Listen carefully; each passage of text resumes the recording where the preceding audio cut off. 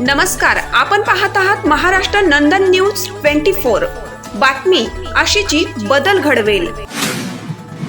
नाशिक खुनाच्या घटनेनं हादरलं।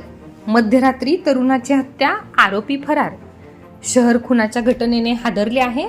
पंचवटीत मेरी परिसरातील तारवाला नगर येथे चक्क एका निवृत्त पोलीस कर्मचाऱ्याच्या मुलाची हत्या करण्यात आली आहे।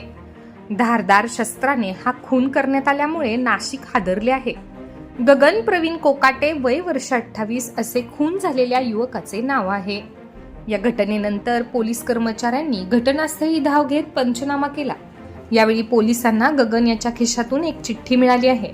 दरम्यान ही हत्या प्रथमदर्शनी प्रेम प्रकरणातून झाली असल्याचा संशय वरिष्ठ पोलीस निरीक्षक मधुकर कड यांनी व्यक्त केला आहे। मंगळवारी मध्यरात्री खून मेरी कंपाऊंड परिसरातील मराठा समाजाच्या वसतिगृहाबाहेर मंगळवारी मध्यरात्री 2 ते 2:30 वाजण्याच्या सुमारास अज्ञात संशयितांनी डोक्यात तीक्ष्ण हत्याराने वार करून ही हत्या केली।